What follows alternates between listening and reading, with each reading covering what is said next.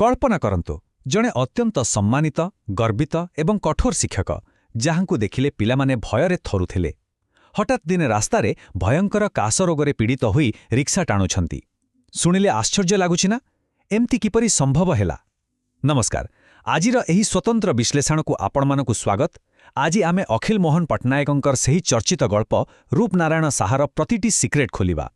बास एही किछि मिनिटर आलोचना शेष सुद्धा बोर्ड परीक्षारे पूरा मार्क रखिबा आपणको पाई एकदम सहज होइजिबो, एहा मोर ग्यारंटी। तेबे डेरी काहींकि चालंतु फटोफट आरंभ करिबा। तेबे सबुठु बड़ प्रश्न हेउछि जणे सम्मानित शिक्षक किपरि जणे दुर्बल रिक्शावालारे परिणत हेले। आगामी किछि मिनिट भितरे आमे केवल एही रहस्य उपरु पर्दा हटाइबा नहीं, बरं एग्जाम रे आसिबाकु थिबा समस्त संभाव्य प्रश्नर सठिक उत्तर मध्य खोजी बाहर करिबा। सो फोकस बजाय रखंतु। कहानीटी एकदम सिनेमा स्टाइल रे आरंभ हेउछि क्रिसमस छुट्टी बेलर वाराणसी बा बनारस सहररु। टिके इमाजिन करंतु, वाराणसीर रास्तारे प्रबल भिड़ आउ तासह देहथरा हाड़भंगा शीत, तथापि सहरटी लागुछि अत्यंत सुंदर। लोकंकर एही भिड़ आउ बरफ परी थंडा परिवेश भितर ही आम कहानीर असल प्लॉट तैयारी हेउछि। एबे एही कथाटी उपरे टिके खास ध्यान दियंतु, कारण एहा एक श्योर शॉट परीक्षा प्रश्न। शब्दटी हेउछि गोधूली। संध्या समयर गंगा नदी को लेखक खूब रहस्यमय एवं सुंदर बोली कहिछंती। सूर्यास्तर सेही नाली किरण गंगा जलरे पढ़िले केमिति दिसे जानिछंती? बिल्कुल मुक्तकेशी द्रौपदींकर बेणीबंधन परी। एही उपमाटिकु एग्जाम पाई पूरा रटी दियंतु। आउ गोटी इंपोर्टेंट पॉइंट नोट करंतु, डाल मंडी। यह हेउछि वाराणसीर एक संकीर्ण गली जोंठी बारंगना माने रहंती। लेखक एही रास्ताकू सीधासळख सभ्यतार डस्टबिन बा आवर्जना कुंड सह तुलना करिछंती। काहेकि? कारण समाजर सबु अंधतार जेमती एइठी ही जमा होइछि। शॉर्ट क्वेश्चन पाई यह बहुत गुरुत्वपूर्ण। एबे आसंतु देखिबा दुईटी मुख्य चरित्रंकु। गोटिए पटे अछि सेही छोटो पिला अशोक, पूरा भयभीत, संकोचित आउ निरीह। आउ ठीक तार विपरीतरे अछंती आमर हीरो मास्टरजी। तांकर पूरा नाम रूपनारायण साहा। से पिलांकु मात्र 5 टंका दरमार ट्यूशन करंती सत, किंतु तांकर व्यक्तित्व पूरा गर्वित, श्रृंखलित आउ कठोर, एकदम परफेक्ट आदर्श शिक्षक। किंतु स्टोरी रे ट्विस्ट आसे एही डंगा घटनारू। हुए कौन कि दिने अशोकंक परिवारर डंगारे रामनगर बुली फेरुथांती। माझी कहे जे रामनगर गले मुंड पिछा 1 टंका कॉर्पोरेशन टैक्स देबाकू पड़िबो, तेणु सेमाने जेमती मिछ कहिदेबे। बड़ माने तो मिछ कहिदेले, किंतु आमर छोट अशोक से अति निरीह भावरे टैक्स वालांकु आगरे पूरा सत कहिदेला। बस तापरे परिवारकू टैक्स गणिबाकू पड़िला। एही सत कहिबाटा अशोक पाई महंगा पड़िला। घरर समस्ते ता उपरे प्रबल रागिले। किंतु एतिकी बेले मास्टरजींकर एंट्री हुए। आउ से जो कथा कहिले ताकू ध्यान देबे, सत कही पिलाटी की दोष कला। भावंतु, परिवार एते क्रोध सामनारे से एकुटिया ठिया होई सेही छोट पिलार सत्यवादिताकू समर्थन कले। एइथरु ही जଣା पड़े तांकर व्यक्तित्व केते महान थिला। अवश्य सबुबेले कथाटा एते सीरियस नथिला। एथिरे किछि खटा मिठा स्मृति भी अछि।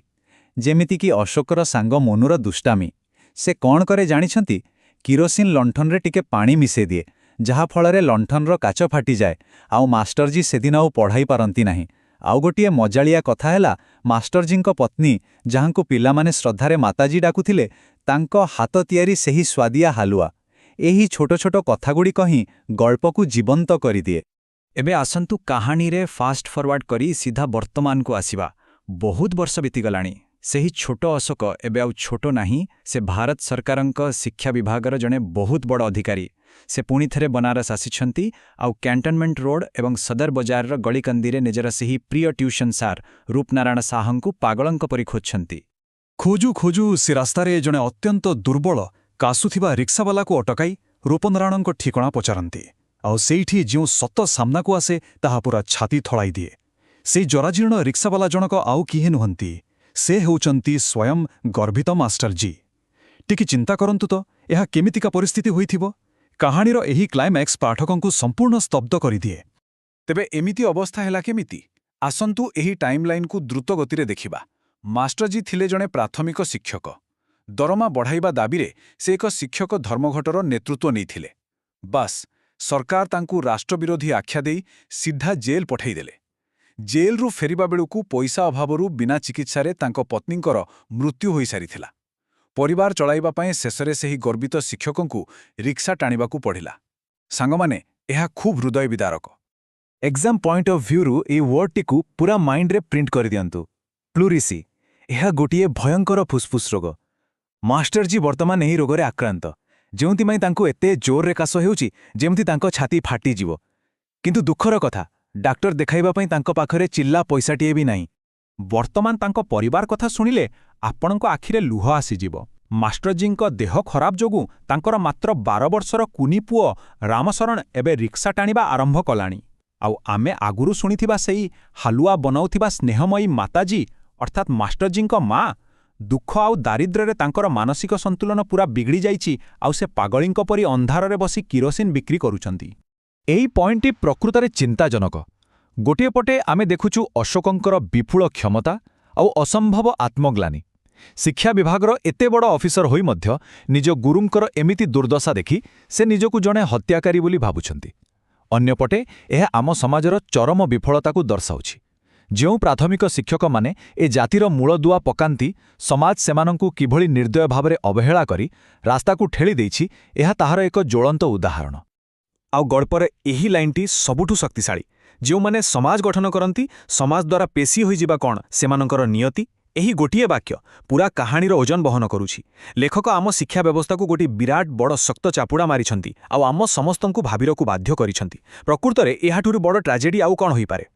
ବିଭାଗ 17 ଚୂଡ଼ାନ୍ତ ପରୀକ୍ଷା ଦ୍ରୁତ ପୁନରାବୃତ୍ତି। ଓକେ, କାହାଣୀ ତ ଆମେ ବୁଝିଗଲେ। ଏବେ ଆସନ୍ତୁ ଫାଇନାଲ ଏକ୍ଜାମ୍ ପାଇଁ ଏକ ଦମଦାର କ୍ୱିକ୍ ରିକ୍ୟାପ୍ କରିନେବା। ଏହି ପଏଣ୍ଟଗୁଡ଼ିକୁ ପୁରା ଘୋଷି ଦିଅନ୍ତୁ। ଡଙ୍ଗା ଚାଳକ କେଉଁ ଭାଷାରେ କଥା ହେଉଥିଲା? ଉତ୍ତର ହେଲା ହିନ୍ଦୀ, ମୈଥିଲି ଏବଂ ଭୋଜପୁରୀର ମିଶ୍ରଣ। ମାଷ୍ଟରଜୀଙ୍କୁ କେଉଁ ରୋଗ ହୋଇଥିଲା? ପ୍ଲୁରିସି। କର୍ପୋରେସନ ଟ୍ୟାକ୍ସ କେତେ ଥିଲା? ଏକଦମ ଠିକ୍, ମୁଣ୍ଡ ପିଛା 1 ଟଙ୍କା। ବାସ୍, ଏହି ସଠିକ୍ ଉତ୍ତରଗୁଡ଼ିକ ଆପଣଙ୍କୁ ପରୀକ୍ଷାରେ ପୁରା ମାର୍କ ଆଣିଦେବେ। ଯିବା ପୂର୍ବରୁ ଆପଣଙ୍କ ପାଇଁ ଗୋଟିଏ ଗମ୍ଭୀର ପ୍ରଶ୍ନ। ଆଜିର ମଡର୍ଣ୍ଣ ଶିକ୍ଷା ବ୍ୟବସ୍ଥାରେ କ'ଣ ସତରେ ଶିକ୍ଷକମାନଙ୍କୁ ସେମାନଙ୍କର ପ୍ରାପ୍ୟ ସମ୍ମାନ ମିଳୁଛି, ନା ଆଜି ବି ସ୍ଥିତି ସମାନ ଅଛି? ଆପଣଙ୍କର ମତାମତ ତଳେ କମେଣ୍ଟ କରି ନିଶ୍ଚୟ ଜଣାନ୍ତୁ। ଆଉ ହଁ, CHSC ପରୀକ୍ଷା ପ୍ରସ୍ତୁତି ପାଇଁ ଆମେ ପରବର୍ତ୍ତୀ କେଉଁ ଚାପ୍ଟରର ଏହିଭଳି ସହଜ ବିଶ୍ଳେଷଣ ଆଣିବୁ ତାହା ବି ଲେଖିଦିଅନ୍ତୁ। ଏହି ଆଲୋଚନାରେ ଶେଷ ଯାଏଁ ଯୋଡ଼ି ହୋଇଥିବାରୁ ଅନେକ ଅନେକ ଧନ୍ୟବାଦ।